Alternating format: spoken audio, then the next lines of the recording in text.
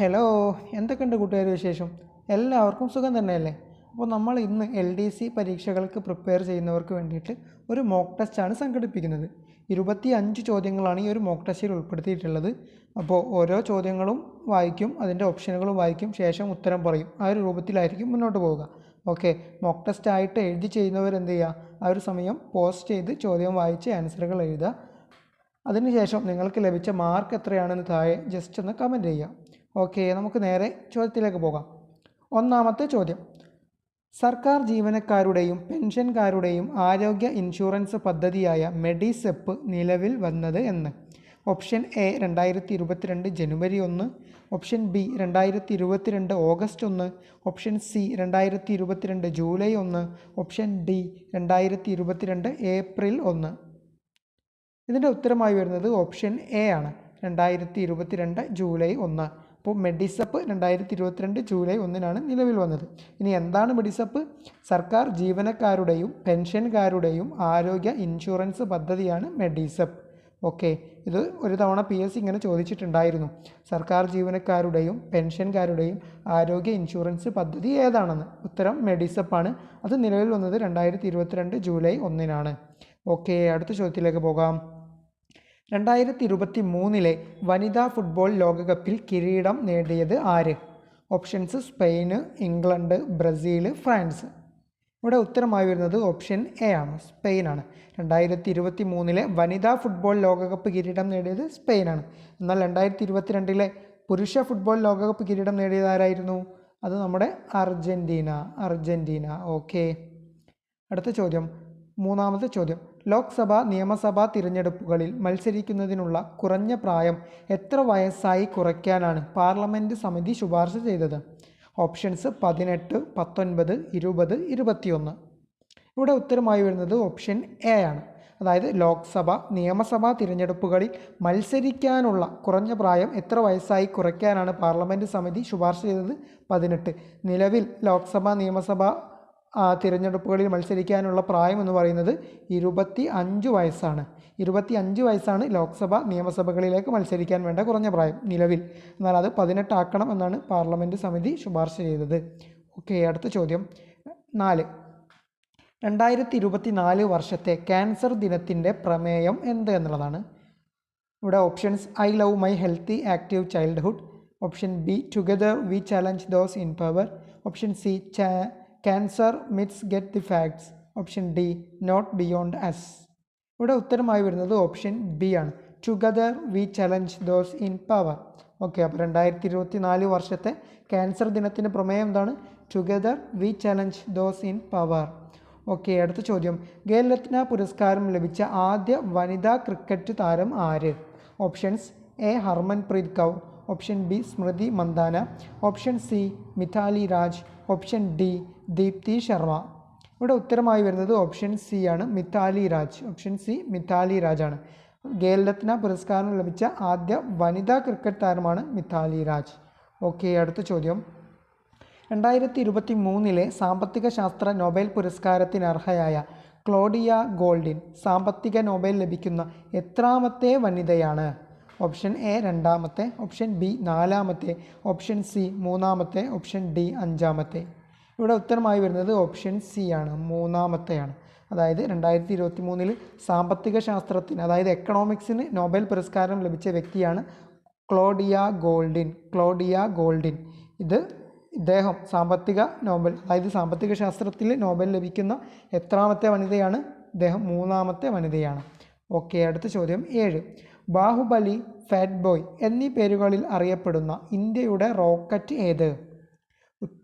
Options: LVM-1, LVM-2, LVM-3, LVM-4. ഇവിടെ ഉത്തരമായി വരുന്നത് ഓപ്ഷൻ സി ആണ്, LVM-3. അപ്പോൾ എന്തൊക്കെ പേരുകളിലാണ് അറിയപ്പെടുന്നത്? ബാഹുബലി, ഫാറ്റ് ബോയ് എന്നീ പേരുകളിൽ അറിയപ്പെടുന്ന ഇന്ത്യയുടെ റോക്കറ്റാണ് LVM-3. ഓക്കെ, അടുത്ത ചോദ്യം: കേരളത്തിൽ പ്രൈമറി തലം മുതൽ ഹയർ സെക്കൻഡറി വരെയുള്ള സ്കൂൾ വിദ്യാഭ്യാസം ഏകീകരിക്കാൻ ശുപാർശ ചെയ്ത കമ്മീഷൻ ഏത് എന്നതാണ്. Options: Jayaraman commission, EV Menon commission, Khader committee, Zubair commission. ഇവിടെ ഉത്തരമായി വരുന്നത് ഓപ്ഷൻ സി, ഖാദർ കമ്മീഷനാണ്.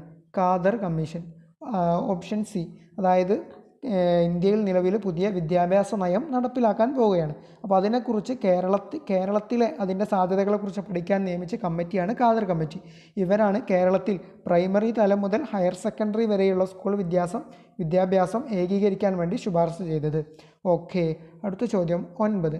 2023 ഏതൊക്കെ ഗ്രാൻഡ് സ്ലാം ടൂർണമെൻറ്റുകളുടെ കിരീടങ്ങളാണ് നൊവാക്ക് ജോക്കോവിച്ച് നേടിയത്? ഇതൊരു സ്റ്റേറ്റ്മെൻറ്റ് ടൈപ്പ് ചോദ്യമാണ്. ഇവിടെ സ്റ്റേറ്റ്മെൻറ്റുകൾ: 1 French open, 2 US open, 3 Australian open, 4 Wimbledon.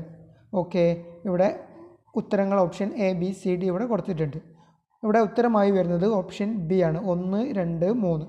അതായത് French open, US open, Australian open, ഇത് മൂന്നും 2023 നേടിയത് നൊവാക്ക് ജോക്കോവിച്ചാണ്. ഏതൊക്കെയാണ്? French open, US open, Australian open, ഇത് മൂന്നും 2023 കിരീടം നേടിയത് നൊവാക്ക് ജോക്കോവിച്ചാണ്. ഓക്കെ, അടുത്ത ചോദ്യം 10. ചേക്കുട്ടി എന്ന ബാലസാഹിത്യ കൃതി രചിച്ചത് ആര്? ചേക്കുട്ടി. Options: Paul Zacharia, Prabhavarma, C. രാധാകൃഷ്ണൻ, സേതുമാധവൻ. ഇവിടെ ഉത്തരമായി വരുന്നത് ഓപ്ഷൻ D ആണ്, സേതുമാധവൻ. Option D, Sethumadhavan. ഇതൊരു ബാലസാഹിത്യ കൃതിയാണ് ചേക്കുട്ടി. അപ്പോൾ ചേക്കുട്ടി എന്ന ബാലസാഹിത്യ കൃതി രചിച്ചത് സേതുമാധവൻ. അടുത്ത ചോദ്യം: സുസ്ഥിരമാക്കൽ നടപടികളുടെ ലക്ഷ്യങ്ങളിൽ തെറ്റായവ ഏത്? ഓപ്ഷൻസ്: അടവുശിഷ്ടത്തിലെ കമ്മി പരിഹരിക്കുക, പണപ്പെരുപ്പം വർദ്ധിപ്പിക്കുക, വിദേശ നാണ്യം ശേഖരം നിലനിർത്തുക, വിലക്കയറ്റം നിയന്ത്രണ വിധേയമാക്കുക. ഇവിടെ ഉത്തരമായി വരുന്നത് ഓപ്ഷൻ B ആണ്, പണപ്പെരുപ്പം വർദ്ധിപ്പിക്കുക. അത് തെറ്റാണ്. അതായത് പണപ്പെരുപ്പം വർദ്ധിപ്പിക്കുക എന്നത് സുസ്ഥിരമാക്കൽ നടപടികളുടെ ലക്ഷ്യങ്ങളിൽ പെടാത്തതാണ്. അപ്പോൾ സുസ്ഥിരമാക്കൽ നടപടികളിൽ പെടുന്നത് ഏതൊക്കെയാണ്? അടവുശിഷ്ടത്തിലെ കമ്മി പരിഹരിക്കുക, വിദേശ നാണ്യ ശേഖരം നിലനിർത്തുക, വിലക്കയറ്റം നിയന്ത്രണ വിധേയമാക്കുക. ഇതൊരു എക്കണോമിക്സിൽ നിന്നുള്ള ചോദ്യമാണ്. ഓക്കെ, അടുത്ത ചോദ്യം 12. ഏറ്റവും കൂടുതൽ കാലം റിസർവ് ബാങ്ക് ഗവർണർ ആയിരുന്ന വ്യക്തി ആരാണ്? Options: Benegal Rama Rao, PC Bhattacharya, HVR Iyengar, IG Patel.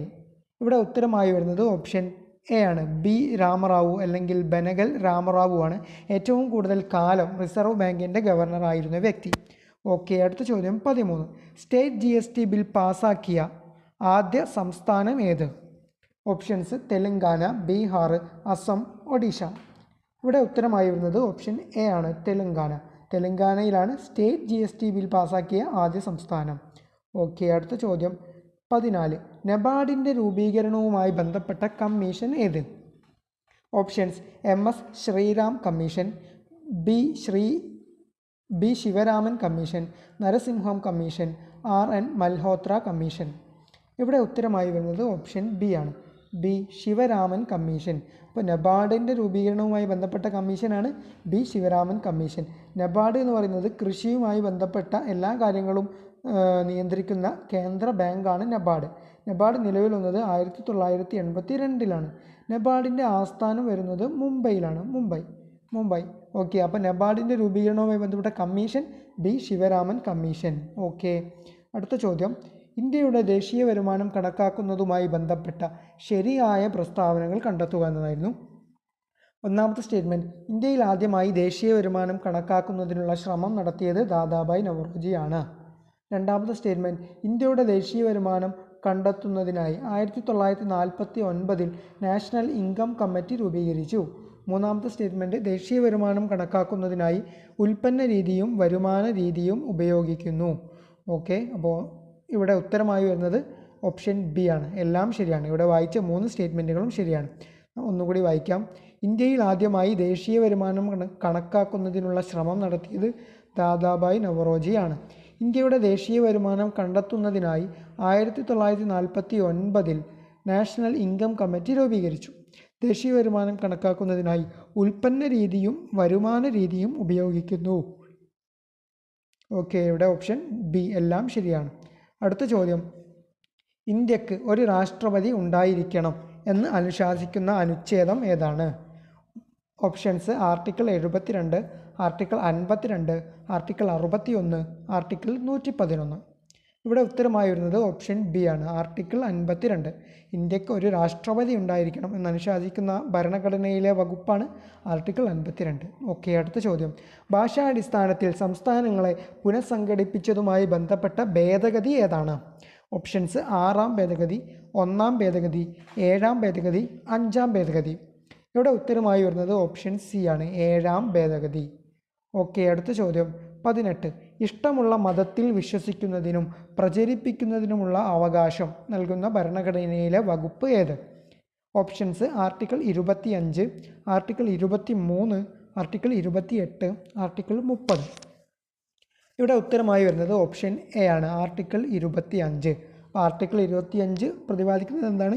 ഇഷ്ടമുള്ള മതത്തിൽ വിശ്വസിക്കുന്നതിനും പ്രചരിപ്പിക്കുന്നതിനുമുള്ള അവകാശം. Okay, article 25. അടുത്ത ചോദ്യത്തിലേക്ക് പോകാം. 19. ചുവടെ നൽകിയിരിക്കുന്നവയിൽ തെറ്റായ പ്രസ്താവന ഏത് എന്നതാണ്. ഒന്നാമത്തെ സ്റ്റേറ്റ്മെൻറ്റ് എ. ഭരണഘടനാ നിർമ്മാണ സഭ രൂപീകരിച്ചുകൊണ്ടാണ് ഇന്ത്യയുടെ ഭരണഘടനാ നിർമ്മാണ പ്രവർത്തനം ആരംഭിച്ചത്. Option B. ഭരണഘടനാ നിർമ്മാണ സഭയുടെ ആദ്യ സമ്മേളനം 1947 ഡിസംബർ 9 ചേർന്നു. അടുത്ത ഓപ്ഷൻ സി. ഡോക്ടർ സച്ചിദാനന്ദ സിൻഹ ആയിരുന്നു താൽക്കാലിക അധ്യക്ഷൻ. Option D. നിരവധി കമ്മിറ്റികൾ രൂപീകരിച്ചാണ് ഭരണഘടനാ നിർമ്മാണ സഭ പ്രവർത്തനം തുടങ്ങിയത്. ഓക്കെ, ഇവിടെ ഉത്തരമായി വരുന്നത് ഓപ്ഷൻ ബി ആണ്, അതായത് ഓപ്ഷൻ ബി ആണ് തെറ്റ്. നമുക്ക് നോക്കാം. ഒന്നാമത്തെ സ്റ്റേറ്റ്മെൻറ്റ് ശരിയാണ്, അതായത് ഭരണഘടനാ നിർമ്മാണ സഭ രൂപീകരിച്ചു കൊണ്ടാണ് ഇന്ത്യയുടെ ഭരണഘടനാ നിർമ്മാണ പ്രവർത്തനം ആരംഭിച്ചത്. അത് ശരിയാണ്. രണ്ടാമത്തെ ഓപ്ഷൻ ബി. ഭരണഘടനാ നിർമ്മാണ സഭയുടെ ആദ്യ സമ്മേളനം 1947 1946 1946 ഡിസംബർ 9 ചേർന്നത്. ഓക്കെ, അടുത്ത ഓപ്ഷൻ സി. ഡോക്ടർ സച്ചിദാനന്ദ സിൻഹ ആയിരുന്നു താൽക്കാലിക അധ്യക്ഷൻ, അതായത് ഭരണഘടനാ നിർമ്മാണ സഭയുടെ താൽക്കാലിക അധ്യക്ഷൻ ഡോക്ടർ സച്ചിദാനന്ദ സിൻഹ ആയിരുന്നു. എന്നാൽ ഭരണഘടനാ നിർമ്മാണ സഭയുടെ സ്ഥിരം അധ്യക്ഷൻ നമ്മുടെ രാധാകൃഷ്ണനായിരുന്നു, രാജേന്ദ്ര പ്രസാദ് ആയിരുന്നു, രാജേന്ദ്ര പ്രസാദ്. ഓക്കെ, അടുത്ത ഓപ്ഷൻ ഡി. നിരവധി കമ്മിറ്റികൾ രൂപീകരിച്ചാണ് ഭരണഘടനാ നിർമ്മാണ സഭ പ്രവർത്തനം തുടങ്ങിയത്. ഓക്കെ, അടുത്ത ചോദ്യം 20. ലോക്സഭയിലേക്കും സംസ്ഥാന നിയമസഭകളിലേക്കും തിരഞ്ഞെടുപ്പ് നടത്താൻ ഉപയോഗിക്കുന്ന രീതി ഏത്? Options A. FPTP രീതി, option B. Second ballot system, option C. Colour box system, option D. ആനുപാതിക പ്രാതിനിധ്യ സിസ്റ്റം. ഇവിടെ ഉത്തരമായി വരുന്നത് ഓപ്ഷൻ എ ആണ്, FPTP രീതി. FPTP രീതി, അതായത് പ്രത്യക്ഷ തിരഞ്ഞെടുപ്പ് രീതിയുടെ ഇംഗ്ലീഷ് വാക്കിൻ്റെ ചുരുക്കെഴുത്താണ് FPTP രീതി എന്നുള്ളത്. ഓക്കെ, അടുത്ത ചോദ്യം 21. 42ാമത് ഭരണഘടനാ ഭേദഗതി പ്രകാരം നിർദ്ദേശക തത്വങ്ങളിൽ കൂട്ടിച്ചേർത്ത അനുച്ഛേദങ്ങൾ ഏതൊക്കെയാണ്? ഓപ്ഷൻസ്, അതായത് സ്റ്റേറ്റ്മെൻറ്റുകൾ article 39A, article 43A, article 44A, article 48A. ഇവിടെ ഉത്തരമായി വരുന്നത് ഓപ്ഷൻ ഡി ആണ്, അതായത് 1, 2, 4. അതായത് article 39A, article 43A, article 48A ഇത് മൂന്നുമാണ് 42ാമത് ഭരണഘടനാ ഭേദഗതി പ്രകാരം നിർദ്ദേശക തത്വങ്ങളിൽ കൂട്ടിച്ചേർത്ത ഭരണഘടനയിലെ അനുച്ഛേദങ്ങൾ. ഓക്കെ, അടുത്ത ചോദ്യത്തിലേക്ക് പോകാം. താഴെ കൊടുത്തതിൽ തെറ്റായ പ്രസ്താവന കണ്ടെത്തുക എന്നതായിരുന്നു. ഒന്നാമത്തേത് ഓപ്ഷൻ എ. ജുഡീഷ്യറി എന്ന ആശയം ഇന്ത്യ കടമെടുത്തിരിക്കുന്നത് ഗവൺമെൻറ് ഓഫ് ഇന്ത്യ ആക്ട് 1919 നിന്നാണ്. Option B. ജഡ്ജിമാരെ നീക്കം ചെയ്യുന്ന ആശയം ഇന്ത്യ കടമെടുത്തിരിക്കുന്നത് അമേരിക്കയിൽ നിന്നാണ്. സുപ്രീം കോടതിയുടെ ഉപദേശാധികാരം എന്ന ആശയം ഇന്ത്യ കടമെടുത്തിരിക്കുന്നത് കാനഡയിൽ നിന്നാണ്. അടുത്തത് കൺകറൻറ്റ് ലിസ്റ്റ് സ്വീകരിച്ചത് ഓസ്ട്രേലിയയിൽ നിന്നാണ്. ഇതാണ് 4 ഓപ്ഷനുകൾ. ഓക്കെ, ഇവിടെ ഉത്തരമായി വരുന്നത് ഓപ്ഷൻ എ ആണ്, അതായത് തെറ്റായിട്ടുള്ള പ്രസ്താവനയാണ് ഓപ്ഷൻ എ. നമുക്ക് നോക്കാം. ജുഡീഷ്യറി എന്ന ആശയം ഇന്ത്യ കടമെടുക്കുന്നത് ഗവൺമെൻറ് ഓഫ് ഇന്ത്യ ആക്ട് 1919 നിന്നാണ് എന്നുള്ളത് തെറ്റാണ്. കാരണം ജുഡീഷ്യറി എന്ന ആശയം ഇന്ത്യ കടമെടുത്തത് അമേരിക്കയുടെ ഭരണഘടനയിൽ നിന്നാണ്. അടുത്ത സ്റ്റേറ്റ്മെൻറ്റ്, ജഡ്ജിമാരെ നീക്കം ചെയ്യുന്ന ആശയം ഇന്ത്യ കടമെടുത്തിരിക്കുന്നത് അമേരിക്കയിൽ നിന്നാണ് എന്നുള്ളത് ശരിയാണ്. സുപ്രീം കോടതിയുടെ ഉപദേശാധികാരം എന്ന ആശയം ഇന്ത്യ കടമെടുക്കുന്നത് കാനഡയിൽ നിന്നാണ്. അടുത്തത് കൺകറൻറ്റ് ലിസ്റ്റ് സ്വീകരിച്ചത് ഓസ്ട്രേലിയയിൽ നിന്നാണ്, അതും ശരിയാണ്. ഓക്കെ, അടുത്ത ചോദ്യം 23. പാർലമെൻറ്റിൽ വിശ്വാസപ്രമേയം അവതരിപ്പിക്കുന്നത് ആര്? ഓപ്ഷൻസ് പ്രധാനമന്ത്രി, രാഷ്ട്രപതി, പ്രതിപക്ഷ നേതാവ്, ലോക്സഭാ സ്പീക്കർ. ഇവിടെ ഉത്തരമായി വരുന്നത് ഓപ്ഷൻ എ പ്രധാനമന്ത്രിയാണ്. അപ്പോൾ വിശ്വാസപ്രമേയം പാർലമെൻറ്റിൽ അവതരിപ്പിക്കുന്നത് ആരാണ്? പ്രധാനമന്ത്രി. അടുത്ത ചോദ്യം 24. തെറ്റായ പ്രസ്താവന കണ്ടെത്തുക. സന്താൾ കലാപത്തിന് നേതൃത്വം നൽകിയത് സിദ്ധുവും കാനുവും ആണ്. Option B. കുറിച്യ കലാപം നടന്നത് 1855 ഓപ്ഷൻ സി. കുറിച്യ കലാപത്തിന് നേതൃത്വം കൊടുത്ത നേതാവാണ് രാമനമ്പി. ഓപ്ഷൻ ഡി കുറിച്യ കലാപ സമയത്ത് തലശ്ശേരിയിലെ സബ് കളക്ടർ ടി.എച്ച്. ബേബർ ആയിരുന്നു. ഇവിടെ ഉത്തരമായി വരുന്നത് ഓപ്ഷൻ ബി, അതായത് തെറ്റായിട്ടുള്ള പ്രസ്താവനയായിരുന്നു ചോദിച്ചത്. ഓപ്ഷൻ ബി ആണ് തെറ്റ്. ഒന്നാമത്തെ സ്റ്റേറ്റ്മെൻറ്റ് സന്താൽ കലാപത്തിന് നേതൃത്വം നൽകിയത് സിദ്ധുവും കാനുവുമാണ്, അത് ശരിയാണ്. ഇനി മൂന്നാമത്തത് കുറിച്യ കലാപത്തിന് നേതൃത്വം കൊടുത്ത നേതാവ് രാമനമ്പി, അത് ശരിയാണ്. കുറിച്യ കലാപ സമയത്ത് തലശ്ശേരിയിലെ സബ് കളക്ടർ ടി.എച്ച്. ബേബർ ആയിരുന്നു, അതും ശരിയാണ്. ഓക്കെ, അടുത്ത ചോദ്യം. ഗോപാലകൃഷ്ണ ഗോഖലെയുമായി ബന്ധപ്പെട്ട തെറ്റായ പ്രസ്താവന ഏത് എന്നതാണ്. ഓപ്ഷൻസ്: മഹാരാഷ്ട്രയിലെ സോക്രട്ടീസ് എന്നറിയപ്പെടുന്നു. രാഷ്ട്രീയ രംഗത്തെ ഏറ്റവും പൂർണ്ണനായ മനുഷ്യനെന്ന് മഹാത്മാഗാന്ധി ഗോഖലെയെ വിശേഷിപ്പിച്ചു. ഓപ്ഷൻ സി കോൺഗ്രസിലെ മിതവാദികളുടെ നേതാവായിരുന്നു. ഓപ്ഷൻ ഡി അവിഭക്ത ഇന്ത്യയുടെ പിതാവ് എന്നറിയപ്പെടുന്നു.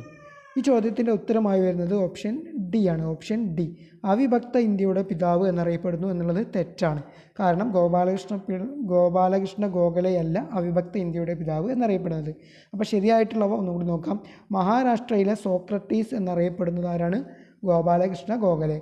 രാഷ്ട്രീയ രംഗത്തെ ഏറ്റവും പൂർണ്ണനായ മനുഷ്യനെന്ന് മഹാത്മാഗാന്ധിജി ഗോഖലെയെ വിശേഷിപ്പിച്ചു. കോൺഗ്രസ്സിലെ മിതവാദികളുടെ നേതാവായിരുന്നു ഗോപാലകൃഷ്ണ ഗോഖലെ. ഓക്കെ ആണല്ലോ. അപ്പോൾ ഇന്നത്തെ ഈ ഒരു മോക്ക് ടെസ്റ്റിലെ 25 ചോദ്യങ്ങൾ നമ്മളിവിടെ ഡിസ്കസ് ചെയ്ത് കഴിഞ്ഞു.